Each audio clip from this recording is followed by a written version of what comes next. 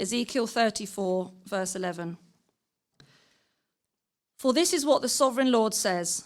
I myself will search for my sheep and look after them. As a shepherd looks after his scattered flock when he is with them, so will I look after my sheep. I will rescue them from all the places where they were scattered on a day of clouds and darkness. I will bring them out from the nations and gather them from the countries, and I will bring them into their own land. I will pasture them on the mountains of Israel, in the ravines and in all the settlements in the land. I will tend them in a good pasture, and the mountain heights of Israel will be their grazing land. There they will lie down in good grazing land, and there they will feed in a rich pasture on the mountains of Israel. I myself will tend my sheep and have them lie down, declares the sovereign Lord. I will search for the lost and bring back the strays. I will bind up the injured and strengthen the weak, but the sleek and strong I will destroy. I will shepherd the flock with justice. As for you, my flock, this is what the sovereign Lord says. I will judge between one sheep and another, and between rams and goats. Is it not enough for you to feed on the good pasture? Must you also trample the rest of your pasture with your feet? Is it not enough for you to drink clear water? Must you also muddy the rest with your feet? Must my flock feed on what you have trampled and drink what you have muddied with your feet? Therefore, this is what the sovereign Lord says to them. See, I myself will judge between the fat sheep and the lean sheep. Because you shove with flank and shoulder, butting all the weak sheep with your horns until you've driven them away, I will save my flock, and they will no longer be plundered.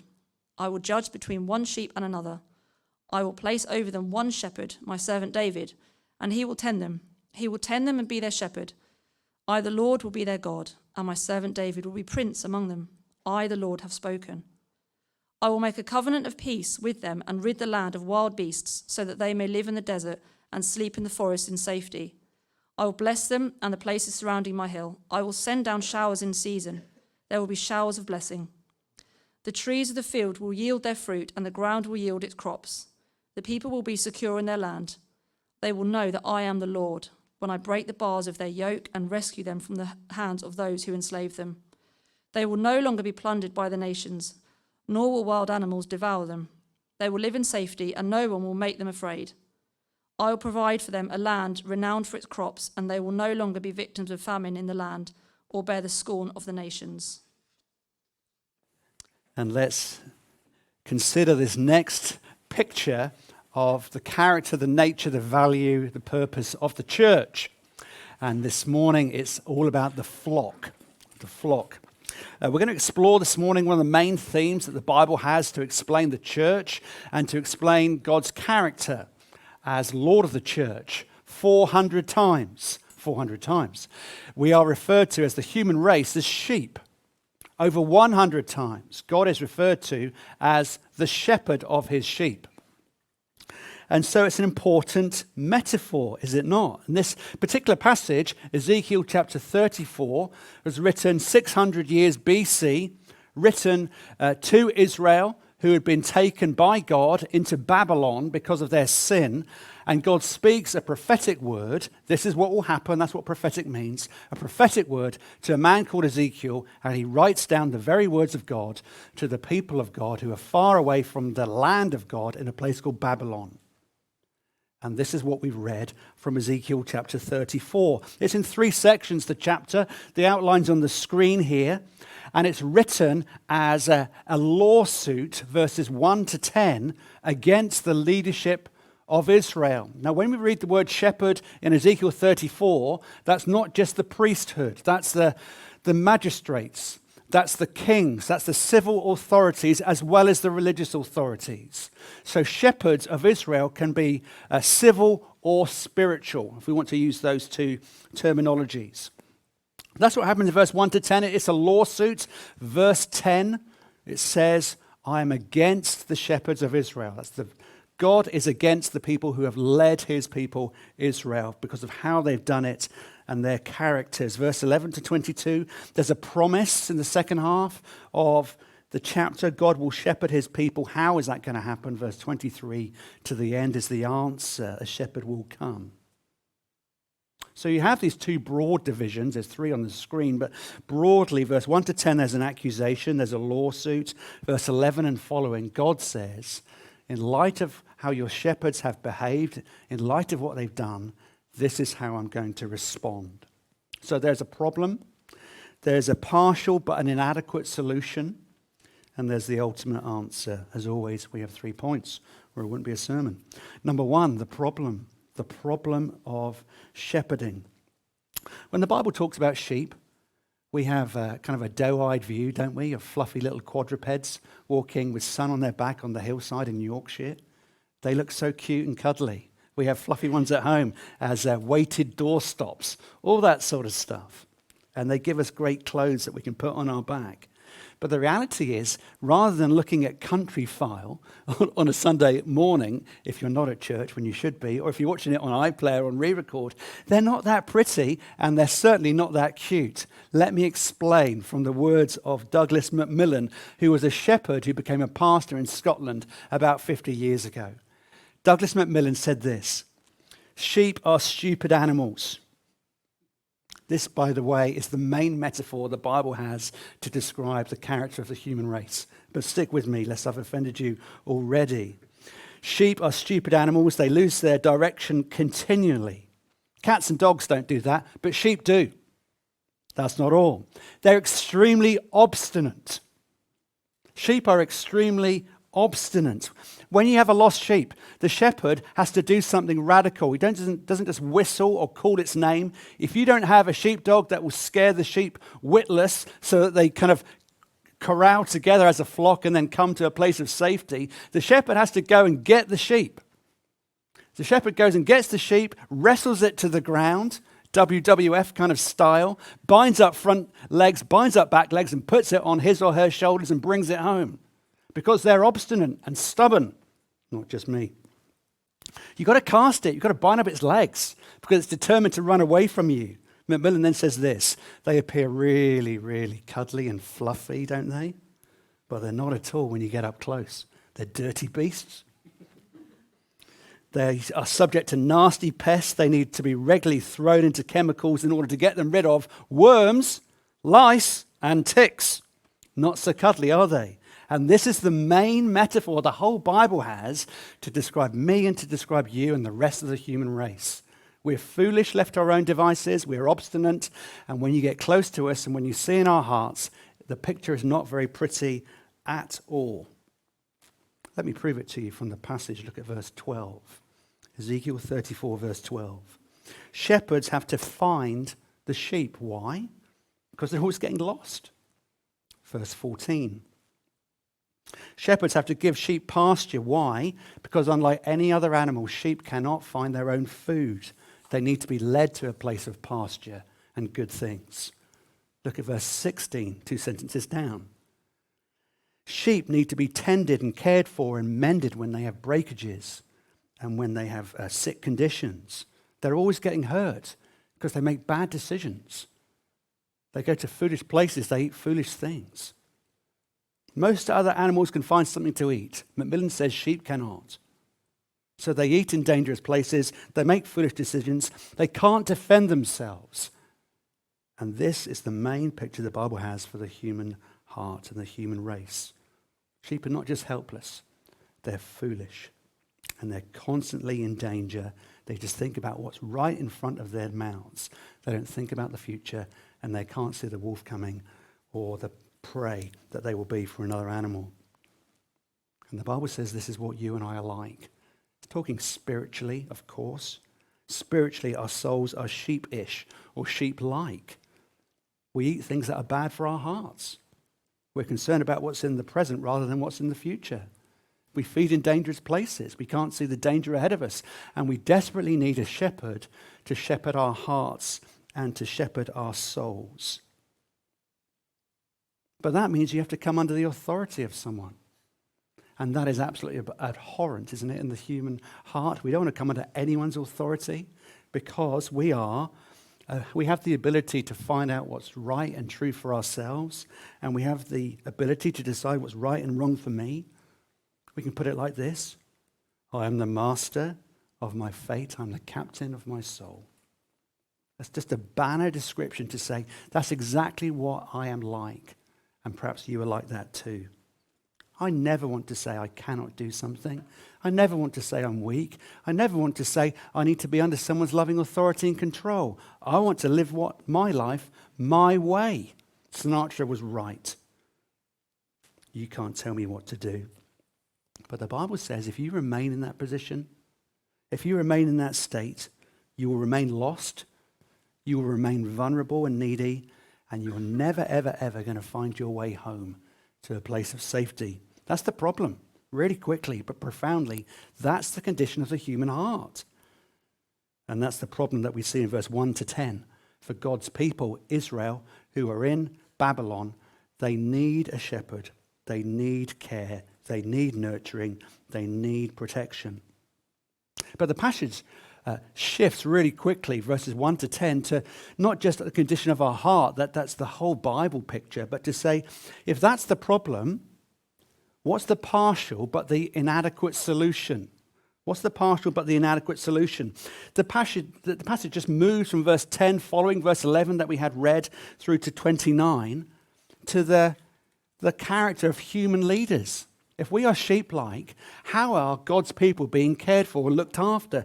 And it's a very unpleasant and a very grim picture. Look at the human leaders. Look at the human shepherds. Look at the spiritual and kings and magistrates and the civil leaders and how they've treated God's people in the first 10 verses. There are 3 offices, there are 3 institutions that God has put in place throughout human history to care for people, to care for the human race. It's the family, it's the church, it's the state. But whenever you come under someone else's authority, save Jesus, it will be imperfect. It will always be inadequate. And in Ezekiel 34, you see that in the first 10 verses. And so God is utterly against the leadership of his people, Israel. Let me prove it to you, because here we have a really good illustration of really bad leadership. It's a good picture of bad leadership, and we see it in the first 10 sentences. Verse 2, this is what's been happening to God's people. We didn't have it read, so let's be careful in our attention. Verse 2 of Ezekiel 34. Speaking of the leaders, the shepherds of Israel, you only take care of yourselves and do not take care of the flock. You're selfish. You're self-centered. You're not other-centered. Your desire has been to be served rather than to serve. That's the characteristics of this leadership of God's people. It's bad leadership. It looks different in different centuries, but at its very center is the fact that it's selfish and self-centered rather than other-centered. Verse 2, look at verse 4. If that's the motivation, you care for yourself, what flows out of that? Verse 4, this is what flows out of bad leadership.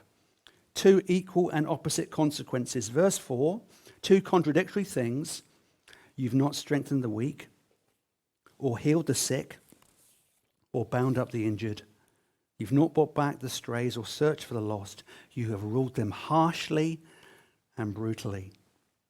Now, you may have experienced this. When you come under bad leadership in church or state, in home, or in your heart, you've experienced it. It will come out in 2 ways. Self-centered leadership will mean neglect. Do you see that sentence? It's the opposite of what you should be doing. Rather than the leader feeding the flock is used to feed the motivation, the desires of the leader. There's neglect and there's also abuse. It's both in that sentence. You ruled them harshly and brutally. You've not gone and cared for them. You've not bound up. You've not met their needs. You've not fed them. You've fed yourself. And also, rather than doing that, you've also abused your authority. When you have seen their need, you've been harsh towards them and brutal towards them. A good leader does the very opposite. A good leader is saturated in truth and in love. This is where we're going, and I want you to follow. This is where we're going, and I will lead you, and I will love you. I will tell you where we're going. I will tell you hard truths, but it'll be motivated by selflessness rather than selfishness. That's what a good leader does. It keeps the team together. They're a peacemaker rather than a divider. They're someone that binds up and meets needs rather than taking what they can for themselves. A good leader is a man or a woman that's saturated with truth and love. And it's not just back in this time, in Ezekiel 34, verses 1 to 10, that there was a crisis of leadership then and God sorted it out. There's always a crisis of leadership, right? There's always a crisis of leadership because it's an imperfect solution. And in the West right now, I think there is an unprecedented cynicism towards anybody in leadership. There's a mistrust of any kind of authority because of scandal after scandal in the realm of politics, of business, and in the church too. There's always a crisis of authority, not just in Ezekiel 34, because we're sheep and we need shepherds, we need leaders, we need people to love and lead us into places of pasture and good things. We always have some good ones, but by and large we'll have a lot of unsatisfactory bad ones. And 2 quick points just to lay the groundwork before we spend a lot of time on the third point. What will be and where will we find the ultimate solution to this? Because we are sheep, and yet there's always in human history imperfect leaders that lead God's people and that lead the world. And it's an imperfect solution. Here's where we're going to spend most of our time. Point number 3, the ultimate answer. We've laid the groundworks. Here's the ultimate answer. Rather than verse 1 to 10, we're going to slow down and spend our time from verse 11 and following. Look at Ezekiel 34, the ultimate answer, beginning at verse 11 and 12 and down to verse 23 as well. Here's the heart of God's ultimate solution for leadership of his people and indeed the whole world. Verse 11, I myself will search for my sheep and look after them. As a shepherd looks after his scattered flock when he's with them, so I will look after my sheep. I will rescue them from all the places where they were scattered on a day of clouds and darkness. Down to 23, I will place over them one shepherd, my servant David, and he will tend them. He will tend them and be their shepherd. Now, David is dead. So here's a promise that one from David's line will come.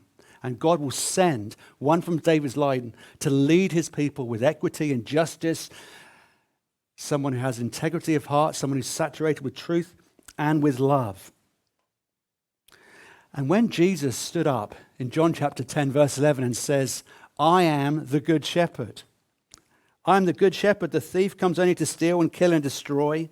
I've come that they may have life and have life to the full. Every Israelite, every Jewish ear knew what he was claiming. He's not just saying, I am a, he's saying, I am the. Definite article. I'm the one you've been waiting for. I'm the answer to Ezekiel 34 and every other leadership crisis you've had before me and every one you will have after me. I'm the one that God has sent to lead my people, and everybody will see my authority in one day to come. I am the good shepherd. And the religious leaders heard that and wanted to kill him straight away because Jesus was claiming to be God. But I'm the one that will solve every human leadership crisis. 1 Peter calls Jesus the great shepherd and overseer of our souls. At the end of the book of Hebrews, he's called the great shepherd of the sheep. And the question is, why? With one eye on the Lord's table, as we think about this great theme of sheep and shepherd. Why is Jesus called the great shepherd and overseer of our souls? Why is he the good shepherd? Because of who he is. Jesus has the ultimate servant heart. Man or a woman, a person that is a shepherd, they have to be committed to hard work. Come rain or shine, come ease or difficulty. They have to pursue their sheep wherever they go. And Jesus Christ is the ultimate good shepherd. Why? Because he had the ultimate servant heart. Here's one of the ways Jesus says that you know that he is the true shepherd. Because he's not like the hired man or woman. He's not like the hired person that runs, as Billy Ocean used to say, I think, when the going gets tough. Jesus stayed. He didn't run away.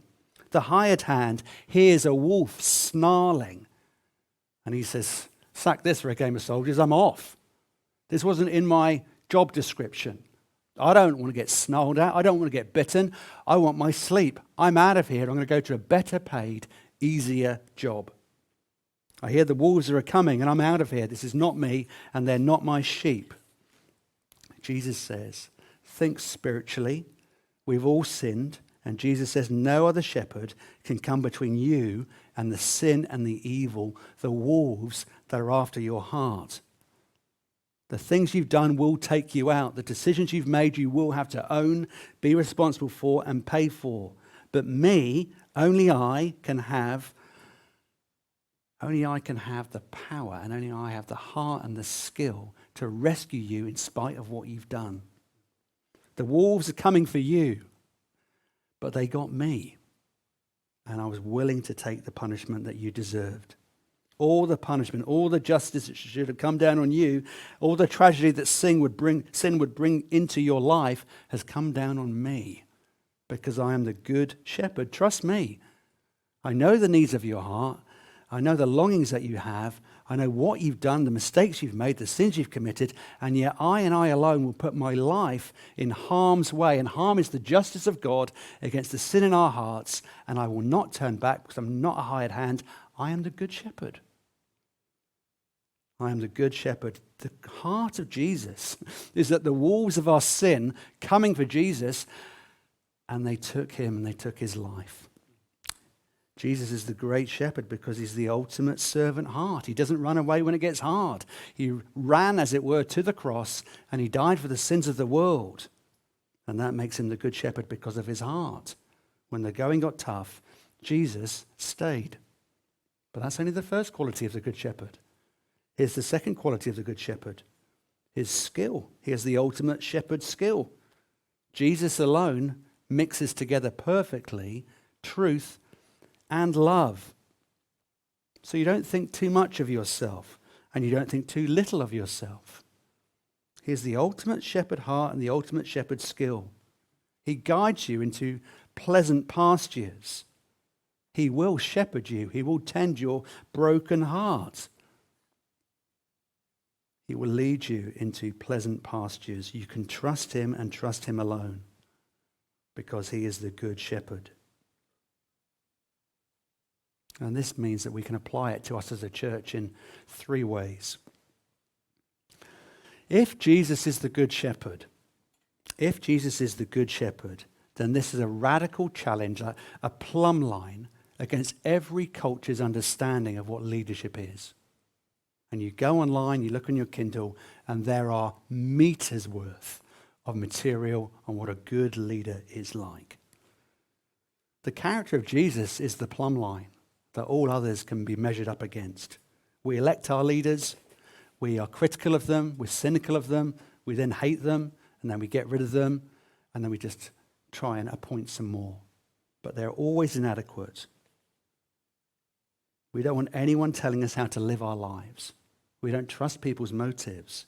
And yet Jesus is the great shepherd king, the great plumb line of truth and love that will protect us from putting too much hope in human leadership, and yet saves us from cynicism that puts too little trust in leadership, wherever we see it. If Jesus is your authority, you can't just live your life any way you want. And so we need to let this doctrine of Jesus as our shepherd challenge every theory of leadership in every culture. In Ezekiel 34, 6 centuries before the birth of Jesus, and in the 21st century, east and west in our world. That's the first application. It's a radical challenge to our theory of leadership, no matter which book you're reading, no matter who you're working under, or which church you're worshipping at. Here's the second. If Jesus is our good shepherd, and it's true that we need shepherding, what does that mean? You need to join a church. I'm not just saying that because we're doing a series on the church. You need to be part of a church where you'll be loved and shepherded into good things. Hebrews 13 says that. Hebrews 13 verse 17. Obey your leaders and submit to them, for they are keeping watch over your souls. Now that can only happen when you find leaders who are willing to submit to the authority of God. They are under shepherds of the chief shepherd. They are weak, fallen people. And if they are tyrants, you should run from them because they are not representing the gentle character of God. You should not submit to people that are harsh. You should not submit to people that are abusive and unkind. Sometimes you need to be a bit like Odysseus from last week, who lashed himself to the mast. He put a blindfold on him to avoid the siren calls, wax in his ears and in his fellow seafaring men's ears. Don't ever put yourself under authority like that. But all of us need to recognize that there is a truth in the Bible that we know in our hearts, and that is we are sheep, and sheep need a shepherd to get them home. And so you willingly put yourself under the leadership of godly men and women in certain contexts as well, and recognize, I don't want to admit it, but I believe what the Bible says about my sheepiness, my sheep-likeness. I need you to shepherd me. I need you to care for me. I need you to say to me when I'm going in the dangerous direction. I need to say to me, can I meet with you because I'm concerned about this, because I'm concerned about that. We all need shepherding. And so the Bible says, get involved in a local church and find one where there is humble, servant-hearted leadership. There's a plurality of checks and balances, but there's a leadership, an eldership that loves you and knows you, and so that when you have joy in your heart, they celebrate it, and when they're concerned about the direction you're traveling in, they warn you. There's a real balance there that we need to hear and not be suspicious of. We need to have a Berean spirit with an open Bible, being alert to harshness, but being drawn to attractive, godly, servant-hearted leadership. Here's the third thing. Learn to trust Jesus as your shepherd. Learn to trust Jesus as your shepherd. I think a lot of us believe in Jesus, but perhaps not as a shepherd. Because a shepherd is someone you rely upon completely. Why does Jesus not say, I am a rancher and you are the horses? Why does Jesus not use that sort of metaphor? Okay, perhaps he did that in the Wild West. No, he didn't. He said, you are the sheep and I'm the shepherd, regardless of the culture. Because if horses don't have a rancher, they just fend for themselves and they'll be somewhere out on the prairie or the plain, but they'll still be alive. If sheep do not have a shepherd, they die. That's why Jesus chose in one part the metaphor of sheep and shepherd. And what that means is you need Jesus more than you think. What that means is you shouldn't be going to Jesus only when you're in trouble, only when you're in need.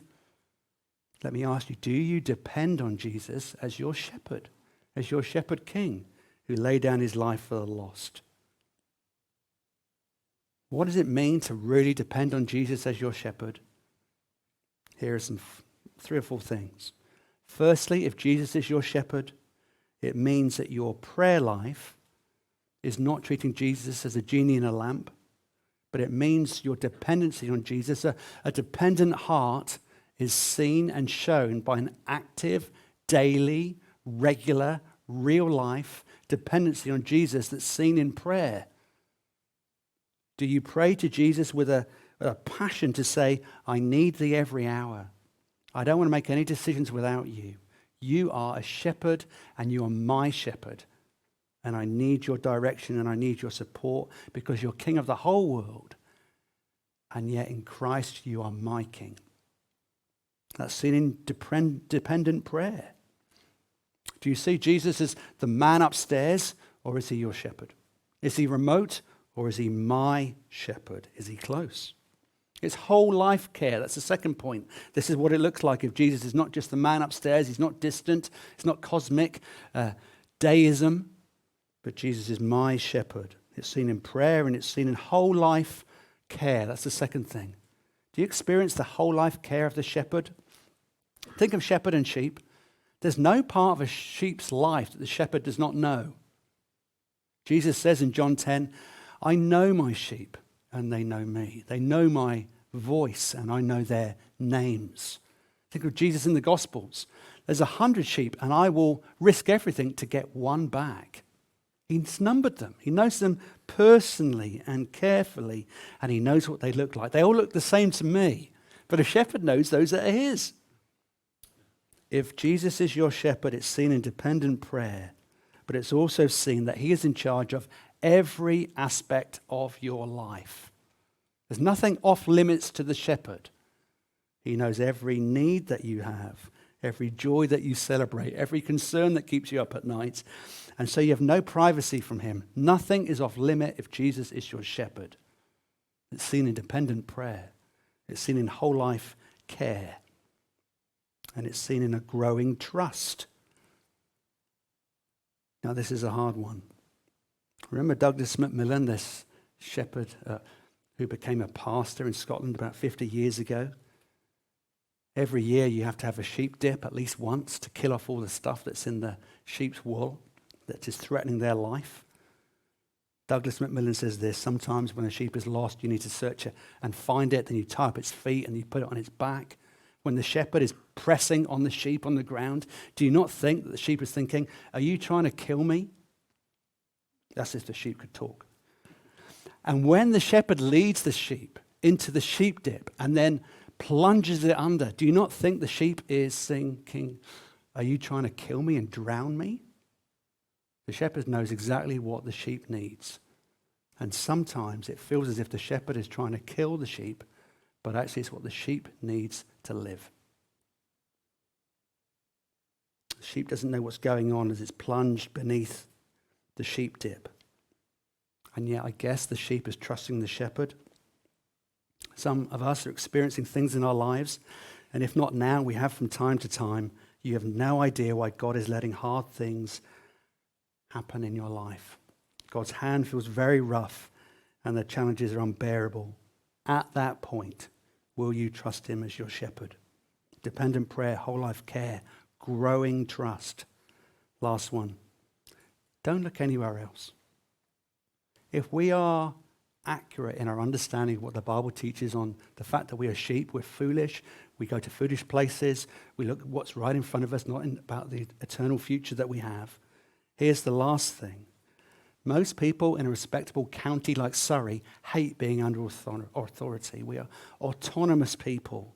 We don't want to be shepherded by anyone. We don't want to be under the thumb of anyone. We don't want to be anyone's lackey. We don't want to be under anyone's control. But all of us need a shepherd. All of us will be listening to the direction of someone. We've been looking for people to fix us, to mend a broken heart, to give us some direction. We know there's something lacking in our life, so we're on the internet looking for what people have said in the past to give inspiration to other people. Perhaps you've been looking for a relationship that will fix you and make everything right. Jesus says this: there is no other shepherd. There is no other one that you should be trusting your life to but me. It's going to be a disaster in your life if you look to anyone else to be the shepherd of your soul but me, says Jesus, because he is the great shepherd of the sheep. Jesus says, I would do anything for you. Jesus has done everything for us. Don't look to anyone else to be your shepherd and the overseer of your soul but Jesus. Because we're a worshiping people. We're a beloved people. We're a called people. And under Jesus' loving authority, come, Jesus says, and receive care for your soul.